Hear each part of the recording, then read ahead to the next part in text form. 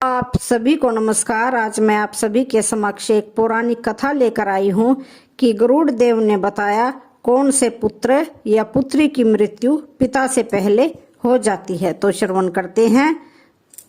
इस प्रकार की घटनाएं अक्सर हमें देखने और सुनने को मिलती रहती हैं कि किसी पिता के सामने उसके जवान पुत्र की मृत्यु हो जाती है। किसी पुत्र ने अपने माता पिता को इतना दुख दिया कि इतना दुख शायद कोई शत्रु भी नहीं देता है।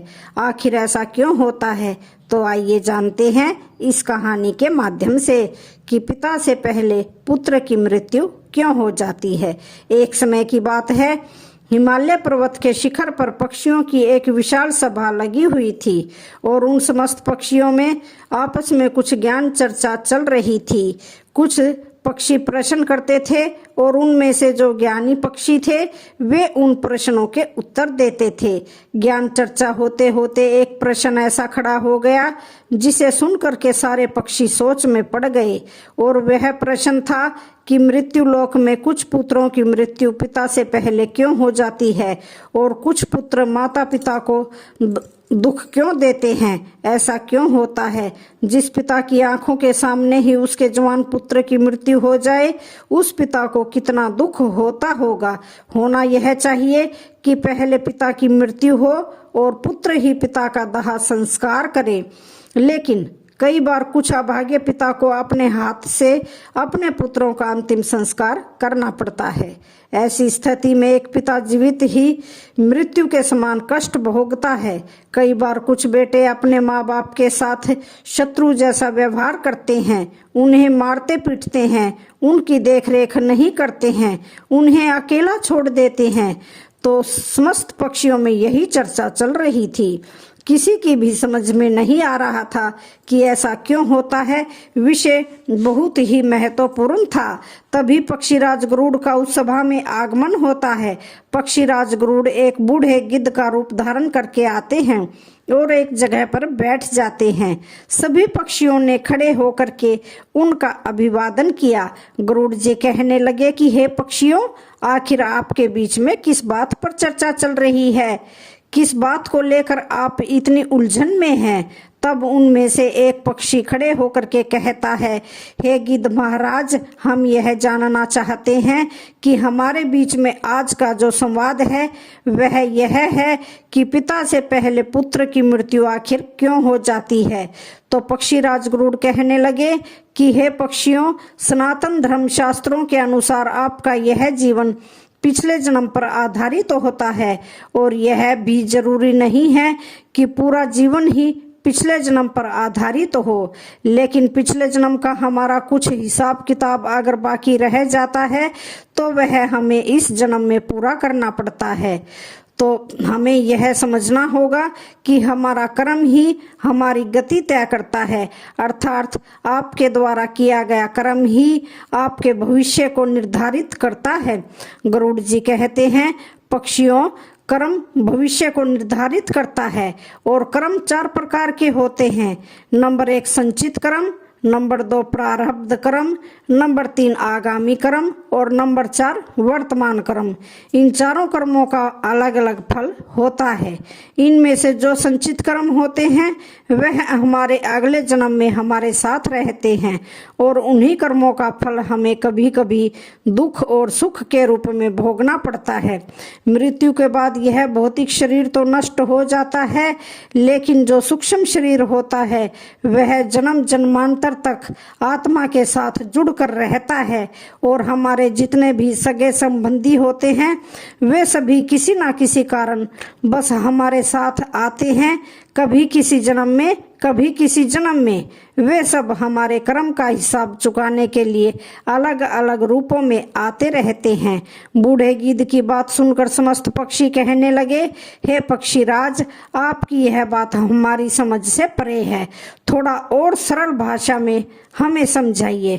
तो पक्षीराज कहने लगे, हे पक्षियों, ध्यान से सुनिए, मैं तुम्हें एक अद्भुत और रहस्यमयी कथा सकता हूँ। इस कथा के माध्यम से आपको यह जवाब मिल जाएगा कि पुत्र की मृत्यु पिता से पहले क्यों हो जाती है। सभी पक्षी चुपचाप बैठ जाते हैं और पक्षीराज गरुड़ कथा सुनाना शुरू करते हैं। गरुड़ कहने लगे कि हे पक्षियों, एक गांव में एक किसान रहता था। उसके परिवार में उसकी पत्नी और एक लड़का था। कुछ सालों के बाद किसान की पत्नी की मृत्यु हो जाती है। जिस समय किसान की पत्नी की मृत्यु हुई थी उस समय लड़के की उम्र 12 साल की थी। तब किसान ने अपनी दूसरी शादी कर ली। उसके बाद किसान की दूसरी पत्नी से भी एक पुत्र पैदा होता है। संयोग से बस किसान की दूसरी पत्नी की भी मृत्यु हो जाती है। तब किसान अपने दोनों बेटों के साथ अकेला रह जाता है। कुछ समय बाद किसान का जो बड़ा बेटा था, जो पहले वाली पत्नी से पैदा हुआ था, जब वह विवाह के योग्य हो जाता है तो किसान ने बड़ी धूमधाम से अपने बेटे का विवाह कर दिया। धीरे धीरे कुछ समय बाद किसान बीमार पड़ जाता है। बीमारी के चलते उसकी ज़्यादा हालत खराब हो जाती है और एक दिन उसकी भी मृत्यु हो जाती है। किसान का जो छोटा बेटा था, जो उसकी दूसरी पत्नी से पैदा हुआ था, वह अपने सौतेले भाई के साथ रहने लगता है। बड़ा भाई अपने छोटे भाई को बड़े प्रेम से रखता था। धीरे धीरे समय गुजरता चला गया। एक दिन किसान का छोटा लड़का बीमार हो जाता है। तब उसकी हालत ज़्यादा खराब रहने लगी। बड़े भाई ने कुछ आसपास के वैद्य से उसका इलाज करवाया, परंतु उसे कोई राहत नहीं मिली। बूढ़ा गिद्ध कहता है कि हे पक्षियों, ध्यान से सुनना, बड़ी ही अद्भुत कथा है कि इन कर्मों से पिता से पहले पुत्र की मृत्यु हो जाती है। जब बड़े भाई ने अपने छोटे भाई का कई वैद्य हकीम से उपचार कराया, परंतु उसकी हालत में कोई सुधार नहीं हुआ। छोटे भाई की दिन प्रतिदिन तबीयत बिगड़ती जा रही थी। काफी धन भी छोटे भाई के इलाज में खर्च हो चुका था। इलाज कराते कराते बड़ा भाई अब थक चुका था। एक दिन बड़े भाई ने अपनी पत्नी से सलाह की कि यदि मेरा छोटा भाई, जो सौतेली माँ से उत्पन्न है, अगर यह मर जाए तो हमें इसके इलाज के लिए पैसा खर्च नहीं करना पड़ेगा और जायदाद में भी आधा हिस्सा हमें नहीं देना पड़ेगा। इसके हिस्से की सारी जमीन जायदाद फिर हमारी हो जाएगी। अपने भाई की जान से ज्यादा प्यारी उसके बड़े भाई को अपनी धन और दौलत, भाई की धन दौलत लग रही थी। तभी तो कहते हैं कि ना बाप बड़ा ना भैया, सबसे बड़ा रुपया। पति का सुझाव उसकी पत्नी को भी बहुत अच्छा लगा। तब उसकी पत्नी कहती है, अजी ऐसे हम इसे मार भी तो नहीं सकते। यदि इसे मार दिया तो लोग समझेंगे कि हमने लालच में इसे मार डाला है। क्यों ना हम यह काम किसी वैद्य से करवाएं। आप जाओ और किसी वैद्य को लालच देकर उससे कहो कि इसे दवाई के बदले जहर देकर मार दे। इससे किसी को पता भी नहीं चलेगा और कोई रिश्तेदार भी हम पर शक नहीं करेगा। सब लोग कहेंगे कि यह बीमार था, इसलिए बीमारी से मृत्यु हो गई। बड़े भाई ने पत्नी की बात मान ली और मन में विचार करने लगा कि यदि किसी से बात की जाए तो हमारा काम बन जाए। फिर क्या था, बड़े भाई ने ऐसा ही किया। उसे एक निकट का घनिष्ठ वेद मिल जाता है। वह वेद पैसे का बड़ा लालची था। जब बड़े भाई ने उस वेद से बात की कि मुझे मेरे छोटे भाई को जहर देकर मरवाना है, तो वैद्य जी पहले तो हिचके, लेकिन जब किसान के बेटे ने वैद्य को 1000 मुद्राओं का लालच दिया तो वैद्य यह काम करने को राजी हो जाता है। उसका छोटा भाई बीमार तो रहता ही था, वैद्य उसका उपचार करने के बहाने से उसे देखने के लिए आता है और उसका इलाज करने के बहाने उसे जहर देकर चला जाता है। जहर के प्रभाव से तत्काल उसके भाई की मृत्यु हो जाती है। अपने छोटे भाई की मृत्यु पर वे दोनों पति पत्नी बहुत खुशी मनाते हैं। सोचने लगे, अब तो रास्ते का कांटा निकल गया। इसके हिस्से की सारी जमीन जायदाद पर अब हमारा अधिकार हो गया है। वे दोनों बहुत प्रसन्न होते हैं। और याद रखना, कि जो खुशी दूसरे के दुख की बुनियाद पर होती है, जो धन दूसरों की हिंसा करके कमाया जाता है, वह धन कभी भी आपको सुख नहीं दे सकता। और जो लोग दुख देकर सुख पाने की कामना करने वाले होते हैं, उनके यहाँ एक दिन महाभयानक दुख आता है। बूढ़ा गिद्ध कहता है कि हे पक्षियों, इस प्रकार बड़े भाई ने अपने छोटे भाई को मार डाला और उसकी सारी धन संपत्ति पर अपना अधिकार जमा लिया। किसी रिश्तेदार को भी इस बात का संदेह नहीं हुआ। रिश्तेदार तो यह सोच रहे थे कि यह कितना अच्छा भाई है, अपने सौतेले भाई का कितना उपचार कराया, कितनी देखभाल की, कितनी सेवा की, पर बेचारा उसे बचा नहीं सका। क्या करता, रोग ही ऐसा असाध्य था, बेचारे की मृत्यु हो गई। दुनिया वालों को क्या पता था कि वह मरा नहीं बल्कि उसे मारा गया है। बड़ा भाई पूरे विधि विधान से उसका अंतिम संस्कार भी कर देता है। धीरे धीरे समय निकलता चला गया। फिर गिद्ध कहता है कि हे पक्षियों, कुछ महीनों के पश्चात उस किसान के बड़े लड़के की पत्नी को एक लड़का पैदा होता है। बेटे की खुशी में दोनों पति पत्नी बहुत प्रसन्न होते हैं। बड़ी धूमधाम से उस लड़के का जन्मदिन मनाया जाता है।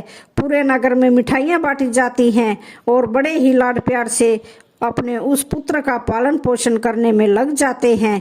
कुछ वर्षों में वह लड़का जवान हो जाता है। उन्होंने अपने लड़के की एक सुंदर सी कन्या को देखकर के शादी कर दी। बड़ी धूमधाम से किसान ने अपने बेटे का विवाह किया। बेटे की शादी में खूब धन खर्च किया। बेटे की बहू जब घर में आ जाती है तो वह लड़का कुछ दिनों के बाद अचानक से बीमार रहने लगता है। माँ बाप ने उसके इलाज के लिए बहुत से वैद्य को बुलाया, बड़े बड़े डॉक्टरों को बुलाया और उसका इलाज कराने लगे। जिसने जितना पैसा मांगा उसको उतना पैसा दिया, सब कुछ दिया ताकि लड़का ठीक हो जाए। अपने लड़के के इलाज में अपनी आधी संपत्ति तक बेच डाली, लड़का बीमारी से सही हो जाए। इसलिए कहते हैं, परंतु कहते हैं ना कि जिस पर जितना कर्जा होता है तो वह अवश्य चुकाना पड़ता है, चाहे कोई कैसे भी चुकाए। उस लड़के की दिन प्रतिदिन तबीयत खराब होती जा रही थी। लड़का बीमारी के कारण मरने की कगार पर आ गया। शरीर बहुत ज्यादा कमजोर हो गया था, मात्र अस्थि पिंजर शेष रह गया था। लड़के को चारपाई पर लेटाकर रखा हुआ था और उसका पिता अपने कुछ रिश्तेदारों के साथ और अपनी पत्नी के साथ अपने पुत्र की दयनीय दशा देखकर दुखी होकर के उसकी तरफ देख रहा था। अपने रिश्तेदारों से कह रहा था कि यह क्या हुआ, मेरा इकलौता पुत्र है, भगवान ने मुझे किस बात की सजा दी है। तो देखिए, उसी समय वह लड़का बोल उठा। लड़के ने अपने पिता से बोला कि भाई, अपना हिसाब साफ हो गया है, बस अब कफन और लकड़ी का हिसाब बाकी है, उसकी तैयारी कर लो। यह सुनकर के पिता ने सोचा कि लगता है बीमारी के कारण लड़के का दिमाग भी ठीक से काम नहीं कर रहा। देखो ना, मैं इसका बाप हूँ और यह मुझे भाई कहकर बुला रहा है। तब लड़का कहता है, नहीं भाई, आप मेरे बाप इस जन्म में हैं, मैं तुम्हारा पिछले जन्म का भाई हूँ। याद कीजिए, यह सभी रिश्तेदार बैठे हुए हैं, मैं तुम्हारा छोटा भाई हूँ, तुम्हारी सौतेली माँ का बेटा, तुम्हारा छोटा भाई। जिस संपत्ति के लिए आपने मुझे जहर देकर मरवाया था, अब वही संपत्ति बिक कर मेरे इलाज में लग चुकी है। आपके ऊपर मेरा जो धन था वह मैं धीरे धीरे अपने इलाज में लगवा चुका हूँ। यह सुनते ही उसका पिता एकदम से फूट फूट कर रोने लगता है और कहता है कि हाय, मेरे तो कुल का नाश हो गया है, हाय मैंने ये क्या किया। हाँ, जो किया वो मेरे आगे आ गया, पर भाई मुझे यह तो बता दो, जो मैंने किया था वह तो मुझे देखने को मिल गया, पर एक बात मेरी समझ में नहीं आती है कि इस तेरी पत्नी का क्या दोष है, जो बेचारी ब्याह कर तेरे साथ आई है, यह तो निर्दोष है, अब इसको जिंदा जलाया जाएगा। गिद्ध बोला, हे पक्षियों, उस समय सती प्रथा चलती थी, अर्थात जिसमें पति के मरने के बाद पत्नी को पति की चिता पर जिंदा जलाया जाता था। तब वो लड़का कहने लगा कि हे भाई, आप मेरी बात ध्यान से सुनो, सभी बैठे हुए रिश्तेदार और तुम सब मेरी बात ध्यान से सुनो। तुमने वैद्य को मेरे इलाज के लिए बुलवाया था उस वैद्य को तुमने कुछ पैसों का लालच दिया था और उसने मुझे जहर दे दिया था। जो दुष्ट पैसों के कारण किसी को मारता है तो उसको भी उसका फल भोगना पड़ता है।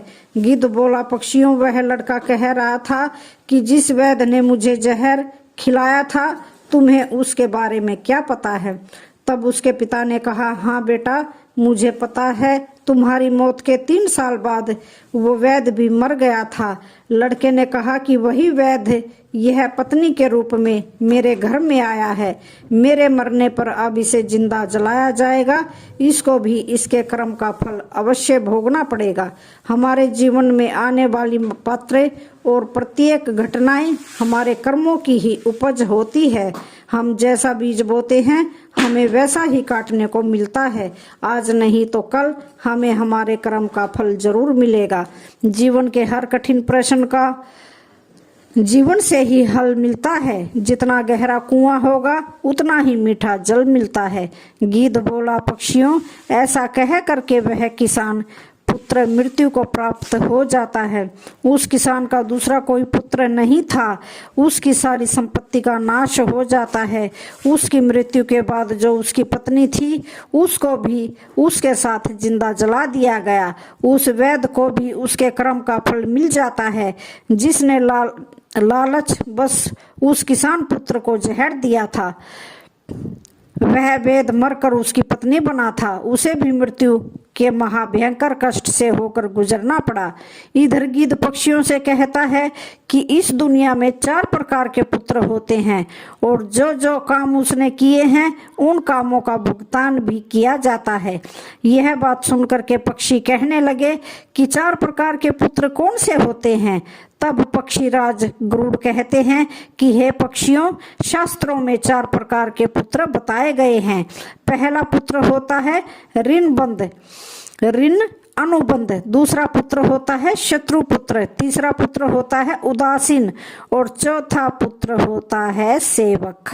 ध्यान रखिए, जो पहले 2 पुत्र हैं, ऋण अनुबंध पुत्र और शत्रु पुत्र, ये दोनों पुत्र आपके कर्मों के अनुसार ही आपके घर में जन्म ले लेते हैं, तो इनकी मृत्यु पिता से पहले हो जाती है। अगर किसी पुत्र की मृत्यु पिता से पहले हो जाए तो समझ लेना कि वो ऋण अनुबंध और शत्रु पैदा हुआ है।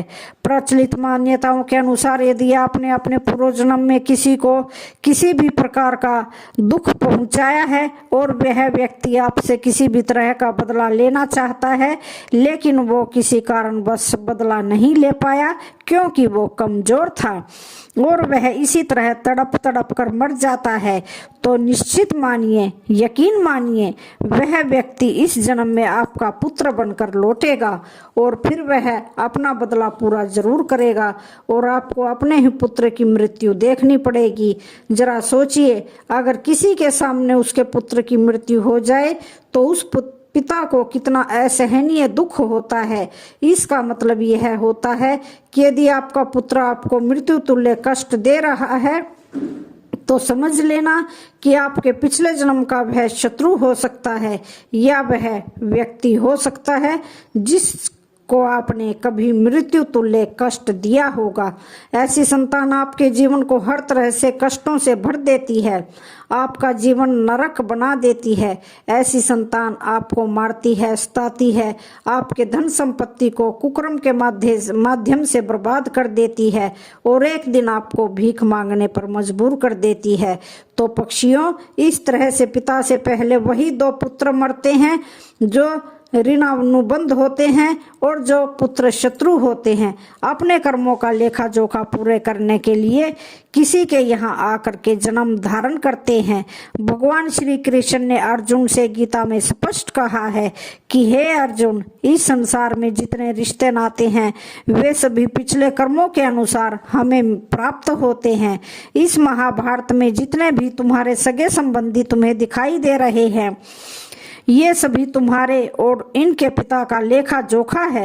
हे अर्जुन, तुम पूर्व जन्म में जब धर्म के पुत्र थे और मैं तुम्हारा बड़ा भाई था नारायण और तुम मेरे छोटे अनुज थे, उस समय तुमने इस दुर्योधन को पराजित किया था। उस समय दुर्योधन ने हार का बदला लेने के लिए यह प्रतिज्ञा कर रखी थी कि हे अर्जुन, मेरे सामने जब भी तू आएगा तब मैं तुझसे बदला लूंगा। हे अर्जुन, प्राणी को अपने कर्म का फल भोगना पड़ता है। जिस पर कर्जा होता है वह उसको 100 जन्मों के बाद भी चुकाता है। और यही बात भगवान श्री कृष्ण ने पितामह भीष्म से कही थी। यह बात महाभारत काल की है। महाभारत का भीषण युद्ध समाप्त हो चुका था। विजेता पांडव सहित श्री कृष्ण शरशैया पर पड़े पितामह भीष्म का आशीर्वाद लेकर लौटने लगे तो पितामह ने श्री कृष्ण को अपने पास बुलाया। कृष्ण पास आए तो पितामह भीष्म ने उनसे पूछा, हे मधुसूदन, मैं अपने किस कर्म की वजह से नुकीले तीरों से बनी इस शैया पर असहाय कष्ट भुगत रहा हूँ। श्री कृष्ण ने मुस्कुराते हुए पूछा, क्या आपको अपने पिछले जन्मों के कर्म याद हैं? पितामह बोले, पिछले 100 जन्म मुझे याद हैं और इनमें मैंने कभी किसी का बुरा नहीं किया। श्री कृष्ण ने उनसे सहमति जताते हुए कहा, यह सही है, 100 जन्मों में आपने ऐसा कुछ नहीं किया। यह 101वें जन्म की बात है। उस जन्म में भी आप एक युवराज थे। एक बार जंगल से गुजर रहे थे। एक पेड़ के नीचे कुछ देर आराम करने के बाद आप चलने लगे तो ऊपर से एक करकेटा अर्थात कई पैरों वाला एक कीड़ा आपके घोड़े की गर्दन पर गिरा। आपने अपने तीर से उसे उठाकर पीछे की ओर फेंक दिया। वह करकेटा पीछे बेर की कटीली टहनी पर पीठ के बल गिरा। बेर के कांटे उसकी पीठ में धंस गए। बेचारा करकेटा कांटों से निकलने की जितनी ही कोशिश करता, कांटे उसे उतना ही कष्ट देते। करकेटा उसी अवस्था में कई दिन तक जीवित रहा। उसकी तकलीफ आपके नाम दर्ज हो चुकी थी, लेकिन आपके पुण्य कर्म इतने प्रबल थे कि वह पाप फलित नहीं हो पा रहा था। इस बात को सुनकर भगवान श्री कृष्ण से पितामह बोले, फिर आज क्यों? पितामह के इस सवाल पर श्री कृष्ण ने उन्हें बताया, दुर्योधन की सभा में जब द्रौपदी का चीरहरण हो रहा था तब आप उसे बचाने में समर्थ थे।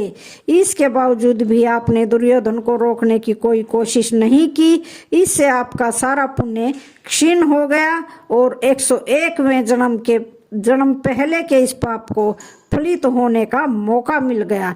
जब हम जन्म लेते हैं या फिर जब गर्भ में रहते हैं तब हम उस ईश्वर से यही प्रार्थना करते हैं कि इस पुनर्जन्म के बंधन से इस बार हमें मुक्त करें। इस बार जन्म लेने के बाद हम अच्छे कर्म करेंगे, लेकिन जन्म लेने के उपरांत हम उन बातों को भूल जाते हैं, मोह माया के वश में हो जाते हैं। कर्म के फल कभी तो मिलते ही हैं। इसलिए पृथ्वी पर निवास करने वाले प्रत्येक प्राणी व जीव जंतु को कर्म का फल भोगना पड़ता है और कर्मों के अनुसार ही जन्म होता है। कभी किसी प्राणी को नहीं सताना चाहिए, भले ही वह छोटा सा कीड़ा ही क्यों ना हो। इस संसार में 4 तरीके के पुत्र बताए गए हैं। जो 2 तरह के पुत्र होते हैं, ऋणानुबंध और शत्रु पुत्र, जिसके हम कर्जदार हैं। किसी का कर्जा हमने खाया है या किसी के पैसे लिए हैं और वो पैसे वापस नहीं दिए तो वह पैसे हमें चुकाने पड़ेंगे। यदि इसी जन्म में चुका दिए तब तो बहुत अच्छा है, और यदि वह दूसरे जन्म में चले गए तो आपको भी यही दुख झेलने को मिलेगा। वह पुत्र के रूप में जन्म लेगा या भाई के रूप में जन्म लेगा या आपके प्रिय किसी सगे संबंधी के रूप में जन्म लेगा, या फिर आप गधा बनेंगे या बैल बनेंगे या कुत्ता बनेंगे और किसी न किसी रूप में आप उन पैसों को चुकाएंगे। आपको कर्ज तो जरूर चुकाना पड़ेगा। यही विधि का विधान है, यही प्रकृति का नियम है। हर क्रिया की प्रतिक्रिया जरूर होती है। और जो दूसरे तरीके का पुत्र होता है, शत्रु पुत्र, वह भी आपसे बदला नहीं छोड़ेगा। आपके पास कोई गरीब रहता है, कोई कमजोर रहता है और आप ताकतवर हैं, उस पर आप अपना बल प्रयोग कर रहे हैं, उसे मृत्यु के समान यातनाएं दे रहे हैं, तो यह यातना उसकी आत्मा सहेगी। वह भी मौका मिलने पर आपको उतनी ही भयंकर यातनाएं देगा और आप उन यातनाओं से दुखी हो जाएंगे, चाहे वह पुत्र के रूप में दे, पिता के रूप में दे या पत्नी के रूप में। इस प्रकार से पहले वाले 2 पुत्रों की मृत्यु पिता से पहले हो जाती है और बाकी के जो 2 पुत्र होते हैं, उदासीन और सेवक, उनकी मृत्यु पिता के बाद होती है। यह वह पुत्र होते हैं जो आपकी बहुत सेवा करते हैं, क्योंकि आपने पिछले जन्म में अच्छे कर्म किए थे। यानी कि पिता पुत्रों की मृत्यु नहीं देखता। तो हमेशा यह ध्यान में रखना चाहिए कि किसी का कुछ भी उधार या उपकार हम ना लें, अगर लें तो फिर उसका वापिस कर दें। दूसरी बात, किसी को भी इतना परेशान नहीं करना चाहिए कि वह हमसे कमजोर है और हम उसको मृत्यु के समान यातनाएं दे रहे हैं, तो वो भी मौका मिलते ही आपसे अपना हिसाब किताब जरूर चुकाने आएगा। अब तो आप समझ ही गए होंगे कि कौन से पुत्रों की मृत्यु पिता से पहले हो जाती है और कौन से पुत्र माँ बाप को कष्ट देने के लिए आते हैं। तो सीधी सी बात है, अगर हम किसी के साथ उपकार करते हैं, मुसीबत में उसकी मदद करते हैं, गरीबी लाचारी में उसको धन से मदद करते हैं या सहायता करते हैं, तो समझो आप अपने प्रियजन या पुण्य कर्म की संख्या बढ़ा रहे हैं और वह मित्र मुश्किल वक्त में आपके साथ जरूर खड़े होंगे। और यदि हम किसी के साथ बुरा करते हैं, छल करते हैं, तो शत्रुओं की संख्या बढ़ाते हैं, जो कि आज नहीं तो कल किसी न किसी रूप में हमें चुकाना पड़ेगा। तो आज की वीडियो का यहीं पर समापन होता है। वीडियो अच्छी लगी हो तो चैनल को लाइक, शेयर, सब्सक्राइब जरूर करें। धन्यवाद।